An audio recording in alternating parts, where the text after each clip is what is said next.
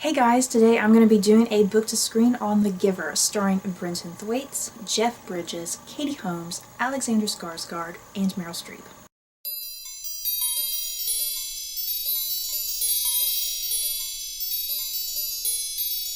Jonas lives in a community that has no pain, no suffering, no war, and no choices.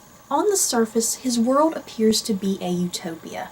But when Jonas is assigned to be the next receiver of memory, he discovers true pain and true pleasure and realizes that the world he lives in is in fact a lie.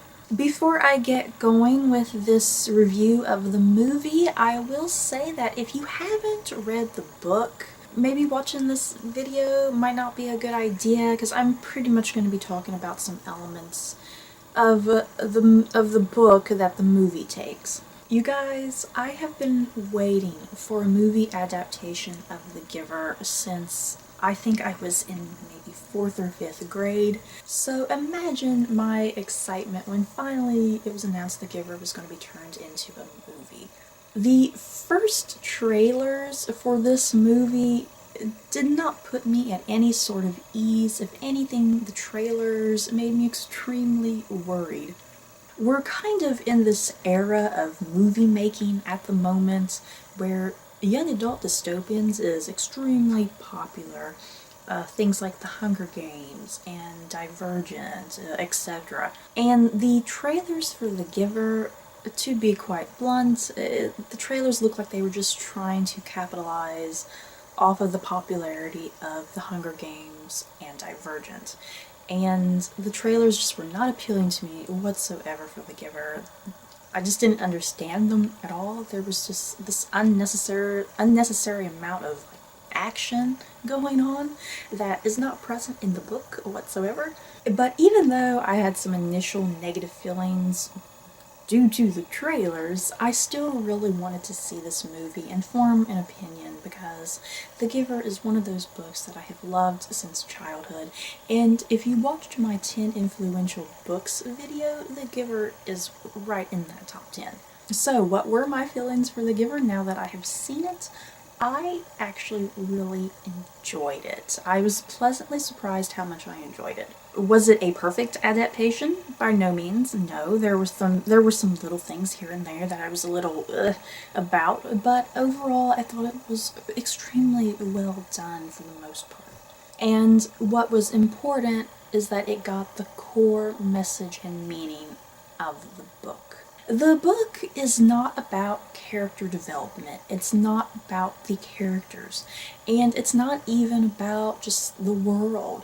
The book is this huge message about freedom and choices and beauty and love. And it's those messages about freedom and choices, beauty and love that were what really kind of inspired me as a child, what has stayed with me through adulthood, and why The Giver is such an influential book to me, because of those overpowering messages. If you've read the book, you know that the community, they don't see color. They have no idea what color is. It's all grayscale, black and white. For years and years now, fans of the book have often discussed whether or not a movie adaptation would take the route of putting the movie in black and white. There was the argument for black and white, and there was the argument against black and white. And I understood both sides. I was always for the side of putting the film in black and white. And the movie did put the world in black and white. I really liked that. I'm glad they did it. Because then when color would finally be introduced into the movie, it was really vibrant. I liked how the colors seemed to get brighter and brighter, because as Jonas was finding colors, his world got brighter and brighter to him. Because he sees in black and white at the beginning, and then as he kind of starts getting those first couple colors, he kind of sees those the brightest, and then things around those colors are still a bit muted. There's just kind of hints of color, but as I guess his training continues, then everything's in full color.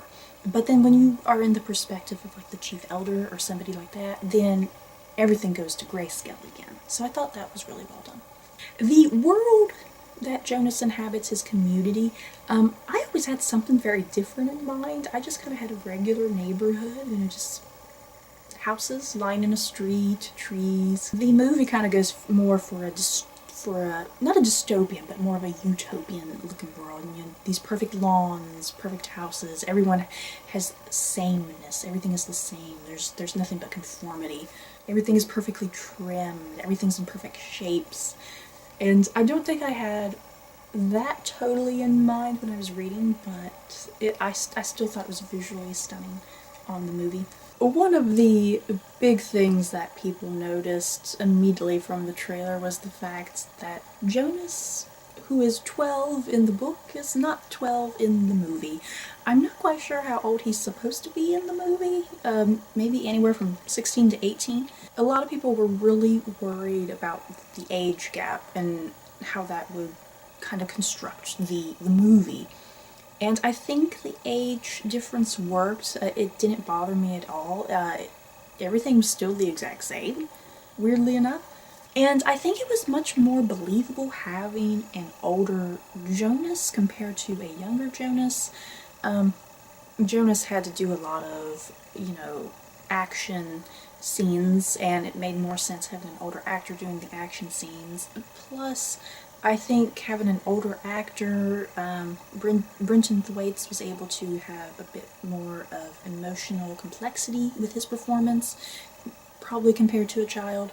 I did think Brenton Thwaites was really good in this role.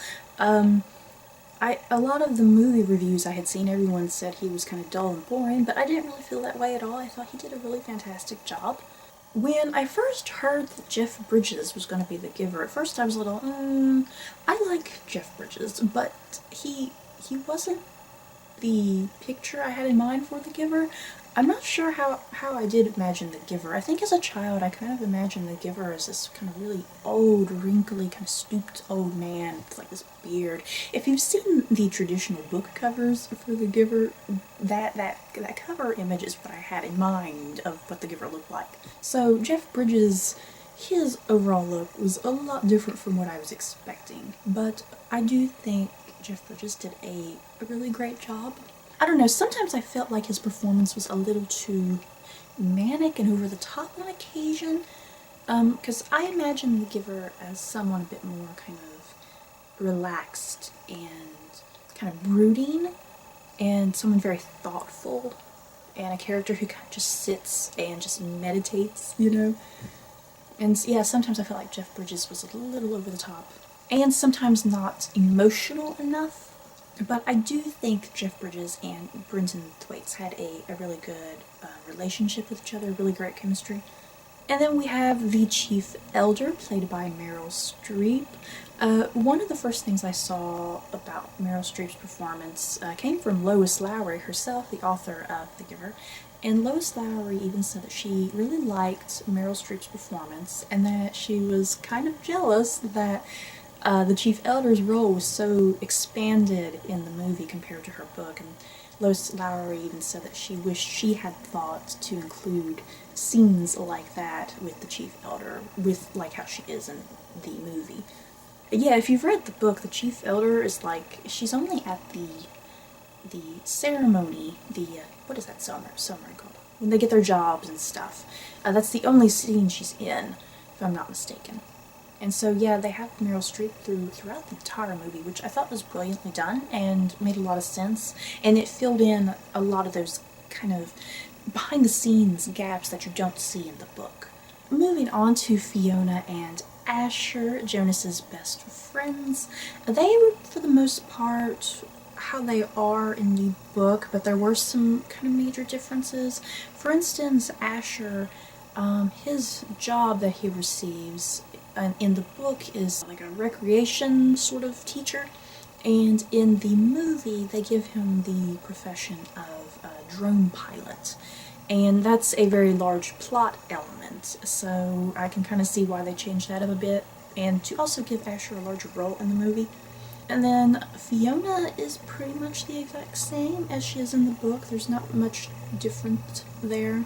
The only thing that kind of got a little annoying was that I didn't know if the movie was trying to go for a love triangle between Jonas, Fiona, and Asher. That was a little confusing because sometimes Asher would look at Jonas and Fiona and this look would pass over his face, and I didn't know if he kind of had feelings for Fiona too, which kind of wouldn't make sense now that I think about it because, you know, they take the medication to stop their steerings. But yeah, since Jonas and Fiona are older in the movie, they do have a bit more of a romantic relationship going on that they don't quite understand their feelings. Jonas, you know, because he stops taking his steering medication, he starts understanding what love is and realizes that he loves Fiona. And then, you know, Fiona in the meantime was like, well, this is weird, Jonas, don't touch me. But she in turn kind of starts feeling some things. But the romance between Jonas and Fiona, that wasn't anywhere near as annoying as I thought it would be. It was just kind of very subtly done in some ways, not in your face. And it made sense in the context of the movie plot. But I did like what they did with Fiona and Asher in regards to involving them more with the ending action of the plot. Fiona helps Jonas kidnap baby Gabe, and then she gets caught, and they're going to release her out into elsewhere. And then for Asher, since he's a drone pilot, when Jonas and Gabe do escape, Asher is there to chase after them. So I like how Fiona and Asher were part of that ending action. Moving on to Katie Holmes and Alexander Skarsgård, who played Jonas's parents. I do think they were okay for the most part. I don't know if they were the best casting.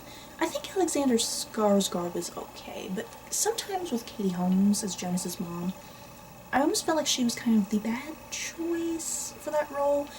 In the book, Jonas's mom is just very kind of laid back and kind of understanding, and she's always doing the, you know, precision of language Jonas, and she always seems to be very cheerful and a smile on her face. And I didn't really get that from Katie Holmes. Katie Holmes kind of seemed to be really kind of cold and distant, and whenever Jonas would make a mistake, she'd be like, precision of language, Jonas, and kind of berate him, which kind of didn't make sense. But yeah, I feel like Katie Holmes' performance was a bit too harsh and rough compared to the book version of his mom.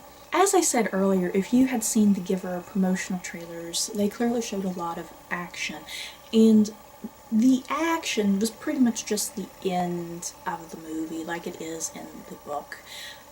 Jonas, he goes after Gabe, there's a bit of a chase, Fiona's involved in the chase, Jonas and Gabe get on a motorcycle, they go zooming off a cliff into elsewhere, and then, you know, they're out in the desert, and the wintry landscape, and the drone pilots are trying to come after him. There is a lot more action there, which worked, and it did kind of pick up the speed of the movie and make things more interesting.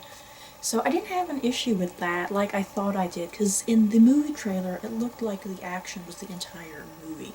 So fortunately the action was just the end, just like it is in the book. As far as the ending goes, once again, spoilers, if you have not read The Giver, you may not want to continue. The end of the book is left very ambiguous. You don't know if Lois Lowry had Jonas and Gabe live or die. And the movie, I think the movie tries to have that ambiguous ending just like the book, but I almost feel like it's not as ambiguous. I almost feel like the movie is going the route that Jonas and Gabe did die. Because earlier in the movie, the Giver gives Jonas a memory of a sled and a house that is decorated for Christmas, and he can hear people singing Christmas carols inside the house. And that is how the movie ends, that Jonas gets on that sled, goes to that exact same house, hears the exact same music, and I almost feel like that is saying Jonas and Gabe did die. I don't know. I know there are 3 additional books to this series. I've not read the 3 additional books, so I have no idea if Jonas and Gabe are alive in these other books. So, yeah, the movie, like the book, is either being ambiguous or Jonas and Gabe did die. And I'm kind of taking that they did die from my personal reading of the movie. And guys, I did tear up. I did not expect to go into this movie and cry. I came very close to crying. There's a part at the end, they're about to release Fiona into Elsewhere because of her involvement of helping Jonas and Gabe escape. And the Giver comes into the room where they're watching Fiona getting prepared for her release. And the Giver is talking to the elders and saying, you know, don't do this is wrong. And in the meantime, Jonas has also escaped, and he's getting closer and closer to the boundary, and once he passes the boundary, then all of the memories that the Giver has given him will escape, and then everyone will get those memories. And so the Giver's trying to prolong Fiona's release and try to make the elders understand, and try to get them to understand that what Jonas is doing is a good thing, and that the community, they need feelings, they need emotion, they need to understand pain and war, joy, happiness. The performances between Jeff Bridges and Meryl Streep during that whole scene are just so fantastic, so heartbreaking, and I do admit I did start tearing up.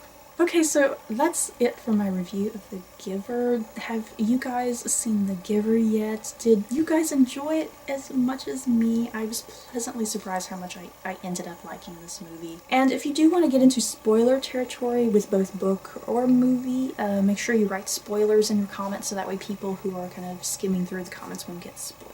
So that's it for this book to screen. I hope you guys enjoyed. Don't forget to like, comment, and subscribe. And if you liked this book to screen, you may like these other book to screens. Bye guys.